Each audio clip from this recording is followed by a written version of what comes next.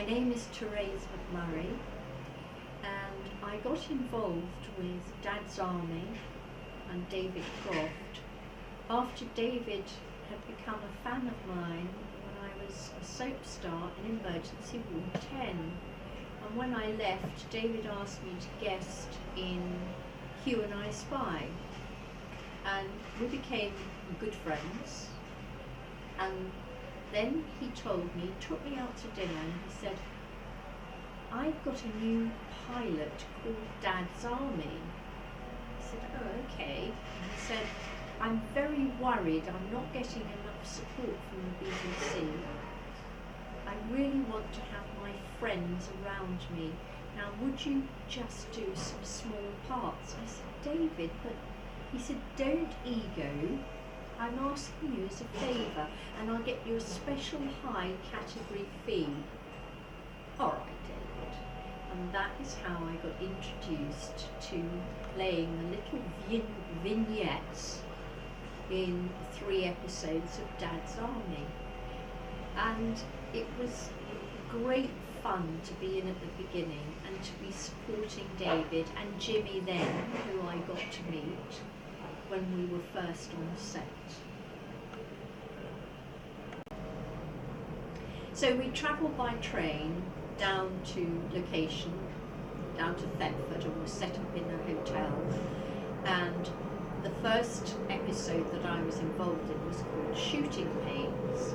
Now, I then had platinum blonde hair, and I hadn't looked at my schedule, and David had said to me, we've got to do something about your hair colour, it's a bit blonde. Now, I was living with my parents in Kent, and my mother didn't have this special stuff to tone down the brassiness, so she gave me a bottle of ink, liquid ink. And I'm a very obedient person. I didn't question it, so I poured it over my hair and it dulled it down. When I saw David on set on that Monday morning, he said, oh, well, your hair, yeah, it's dulled down, but it's a bit of an odd colour. Well, with that, the rain, I was standing on set waiting to take the watering can, and whilst I was waiting, the rain had come down, so we had to wait for the shot, and the ink began to run down my makeup on my face. And David said, oh, Therese, get her a headscarf. And that's why I'm wearing a headscarf as I'm watering the plants on the windowsill. That's an interesting little vignette that's never been told. I'm a bit embarrassed. So the second episode, which was, I think, the first series, but I'm not sure, black and white, then the showing up of Corporal Jones was the title to that episode. And I was Jimmy Beck, his girlfriend, Private Walker, the Spiff. And in the scenes that we shot, Jimmy comes to visit me, but I have to whistle from the window, and I couldn't whistle. David Croft said, oh, Therese can't whistle. I said, David, it wasn't on my CV, come on. He said, that's no good. And James stepped in, he said, I'll do it. So James did the whistle for me, which was so sweet, and we became very good close friends also. And we were like a little close family, and you know, he was adorable. In order to get a reaction from me when I stand at the door waving, he gave me a pinch on my bottom, which of course now would be very un-PC, but he was a lovely man, always full of laughter and always with a ready joke and always willing to help. Now we come to almost the most famous episode, or the one that viewers and fans seem to just love, the day the balloon went up. Well, we had no idea when we were trying to set the shots up and it was a complicated setup because Arthur Lowe was very nervous about heights. I was terrified of heights, and it was technically a very difficult thing to pull off. So we set it all up, and then we had problems then with the hay, because we were covered in hay, and myself and the young man couldn't say our lines because the hay was coming out of our mouth or it was stinging our eyes. And Arthur Lowe was getting quite rattled because he was waiting to take off. And eventually David said, well, we'll just have to play about with the hay and do your best. So when actually Arthur does collide, and the key line is, that was like the whole world shook. By then I had absolutely no idea, because Arthur hadn't collided into us, that was put in later, what the intention was behind the line. I know I'm an actor and I should have done, but there was no idea. I just thought it was a wonderful kiss, but of course we were very innocent in those days and I was very naive. So it's a perfectly innocent but funny piece of Dad's Army, which I'm so proud to have been involved in, and so proud to have had some hand in the great success of Dad's Army. So the most famous episode that the fans worldwide love and remember the most is an episode called The Day the Balloon Went Up. And I have a feeling that was shot in 1974. Now, location for all certainly the early Dad's Army, where you see the closing credits of them running across a shooting range, actually it was a live shooting range from the army. And when we arrived, Harold Snowd, who was, I believe, then the PA to David Croft, he took me to one side and he said, "Therese, I must be protective of you. This is rather dangerous. Be very careful where you walk." I said, "Well, thanks for adding that to the performance, Harold, I will." Well, of course, health and safety, although the act was enacted in 74, it hadn't been implemented, so we were to our own devices. So to set the shot up, we had the hayrick. That was the first thing. And I said to David, I can't do heights. He said, "Oh, shut up, come on, you're a professional." Now, in order to get to the top of the hayrick, out of shot, they put ladders. The ladders kept falling as we tried to climb up. The hay kept falling off. So these were complicated shots to actually set up. The hay went into my hair, into my eyes, into my mouth, and hair and makeup were like, and Mary Husband, who was doing costumes, was worried about it going down my cleavage, and it was itchy, all the usual things that you're used to when you're an actor, but not so much the hay. Then I'm thinking, well, have they put the hayrick on any of these live rounds? My God, I'm going to be shot. I'm going to die. I mean, a bit dramatic. Well, when we eventually got to the top of the hayrick, then my goodness me, we just got into the hayrick and we fell out all that way down. Well, of course, no health and safety. You want the job, you want to help David and Jimmy. So we climbed back up this rickety ladder, all out of shot. And David said, "Well, we can't mess about anymore, we'll lose the light." And Arthur's getting his knickers in a twist because he doesn't want to be stuck up on a crane and swung into shot, which was actually dropped in after. So Arthur had to be kept happy, and we did the shot.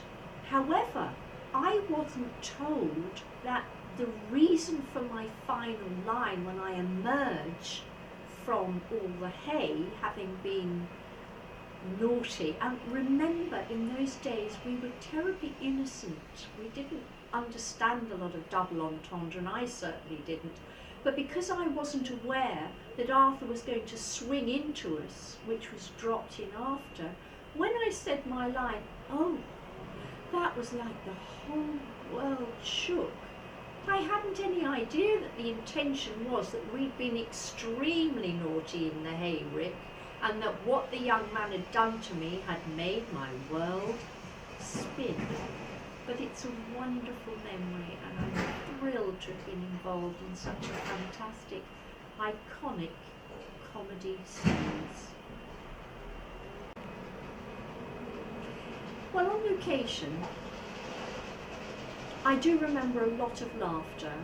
David was a very precise individual, but there was genuine affection and laughter that came across. And one day I was sitting waiting for one of my shots, and along came one of the contributors, an actor who had been a variety artist, and he drove up in a red Mercedes car. I was terribly impressed, red Mercedes car, but what more impressed me was the fact that as he parked, I noticed in the rear window he had a telephone. Well, I mean, this is the late 60s, I think. I'm like, wow, this guy's got a telephone in his car. Oh my goodness. Now, David, during a break, he'd come up to I'd come to get a cup of tea on the trestle table.